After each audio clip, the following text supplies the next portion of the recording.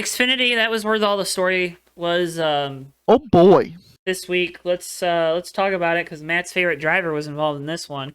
Oh boy. Well, Um, his favorite driver was very prominently not involved.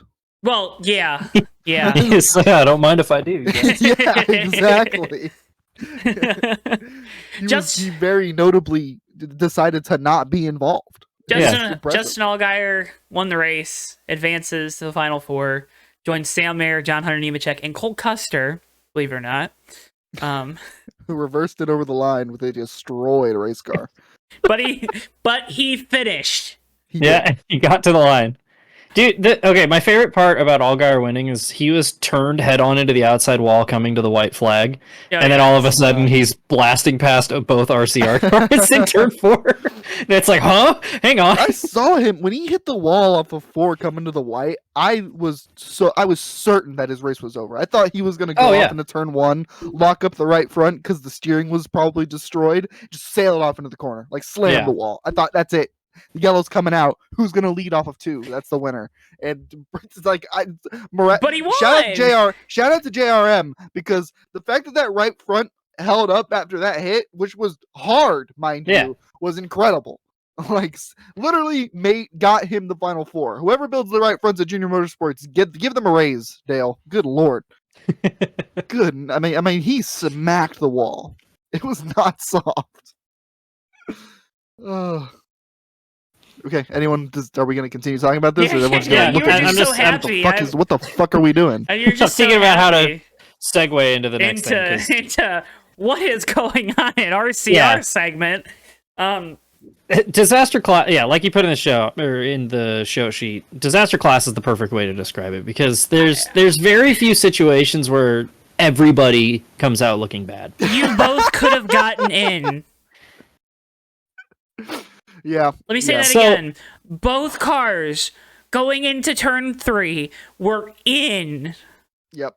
And obviously Sheldon Creed is getting a lot of undeserved backlash from his team. I'm not saying he deserves the backlash, but no one looks good. I mean, no one looked great. Everyone came out of this looking slightly worse. Sheldon Creed's just getting a pass because he's getting it real bad when he does not deserve it that bad. He's getting thrown under the bus. Yeah. For sure. Because he's leaving. Exactly. Yeah. For sure. Like I see a lot of people say Sheldon Creed did nothing wrong. It's like, well, not exact. I mean, he hit the hell out of Austin Hill twice.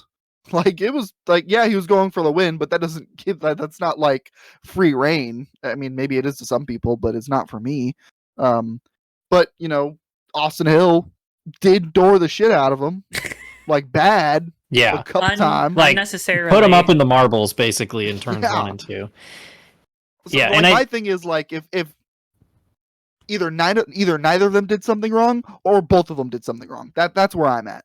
Either neither of them did anything wrong or both of them did something wrong. And obviously the stuff with the team stuff. We'll get to that. Yeah, we'll get to that. That's extra. I don't know, Matt, if you want to go first or. Yeah, I think as we know now, with the context that there's definitely a rift between Hill and Creed, that I think Austin Hill said he didn't mean to miss turns 1 and 2. Either way, he door slammed the hell out of Sheldon Creed, and that lit a fire under Sheldon. And I was like, all right, he's not taking it anymore, because you have to put that in the context too of like Sheldon Creed's a guy that a lot of people have been critical of him for the fact that he hasn't gotten it done yet, right? And this is one of his best shots to do it, and it's his teammate that nearly puts him in the wall in turns 1 and 2. So he's like, I'm taking this into my own hands. The biggest problem is it didn't work. Yep. It was a zero-sum game for everybody. And, I mean, it was extremely close to working, but it didn't work. And I don't know who to blame for turns 3 and 4, because Austin Hill's trying to claim that Sheldon brake checked him. I think Sheldon was just trying to diamond the corner, and, you got to fade high and woe up in the middle so you can get that straight run off. And then Austin Hill ran into the back of him and ruined both of their corners, and Justin Allgaier was like, don't mind if I do. So, yeah, it's just, the whole thing was an absolute mess. And it's like, obviously, in hindsight, if you think, if these two guys are getting along better, Austin Hill probably lets him go. They finish 1-2 and both finish in the Final Four. But there's very clearly a rift at RCR, and Austin Hill is far and away the favorite there. And that definitely showed he's the one coming on back. track. Yeah, it showed on track, and it showed in everybody's post-race reactions to it, because that was a terrible look for everybody. Yep. One thing, and Davey, I know there's blame everywhere. I think the one thing Sheldon Creed did wrong was he tried too hard not to wreck Austin Hill. That was honestly my next point. That he should, if he was gonna do it, he should have just finished the job. If you're gonna ship somebody, ship them. Especially Austin Hill, who you know will who you know already doesn't like you. Yeah. Like, this has been a thing. This isn't something that, like, we haven't seen. Austin Hill has been on the radio complaining about the the super speedways because he won't push me or something.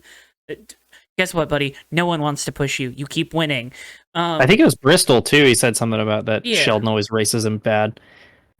So, and I can't help but think... I can't help but think it's something that's developed over this year, because they seemed super buddy-buddy all of last year and like the first half of this year, and like even at Daytona, the two of them worked together like perfectly, and then something's fallen apart in the last few months. It's almost like Sheldon's like, "Hey, can I try winning one?" And Austin was like, "No." They got the Ricky Bobby and Cal Naughton Jr. thing going on right now. Probably. But that's the one fault I'd give Sheldon Creed, because he tried. See, and he even said it in his post race interview that he wasn't trying to be like Ty Gibbs last year and wreck his teammate to go to the Final Four. And the Ty Gibbs thing last year was a completely different thing, because Ty Gibbs didn't need to win that race, right? He just did it because he felt like it. Pretty much. Yeah.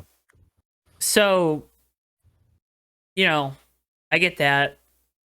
There's been blame that they keep talking about the SMT data. The SMT data for Xfinity isn't like the Cup series. You don't get exact traces from what I've read.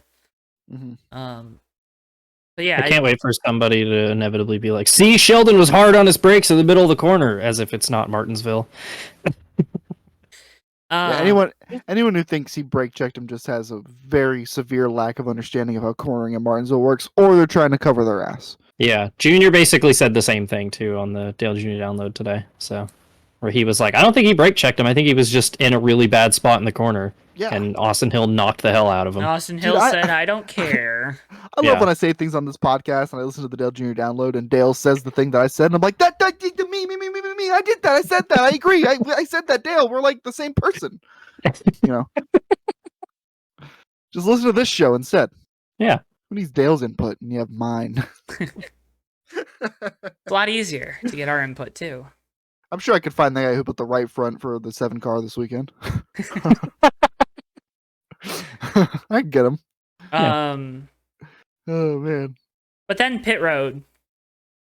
Oh, it gets so much worse. What a horrendous look. We didn't even get to that second half of this ordeal yet. Pit road. What a terrible look for a race team. You have Austin Hill going over the 2-team. Was he flipping them off? He was clapping. He was clapping at them. Yeah. Then you had Sheldon Creed. I've seen that before, but yeah. Crew chief yelling back at him. I believe Danny Stockman's going to be on top of the 2-box next year. It's not going to be whoever's on there right now. Yeah, I believe so. Could be wrong. I don't remember. So yeah, actually no, I do, because I did see. I'm completely off topic, but it was a picture of him vaping mid race, and they were like, "Yes, vape god's back." So. So there'll be a different crew chief on top of the 2-box next year. Jeff Stankiewicz, that's Sheldon Creed's crew chief. Yep. So there's probably a lot of there's probably that 2-team probably doesn't like anything about RCR right now. Yep. The thing that stood out to me was in the Andy Petrie video, which we'll talk about in a second. Sheldon's just standing by his car by himself. Yeah. Like not even his crew was down there. Like. And then Andy Petrie comes over and chews him out, and Sheldon just tells him, like, if he would have hit me, you wouldn't have said shit. And Andy Petrie just walked away. And it was like, I think, it was like, he's not arguing with him because he's right. Yep.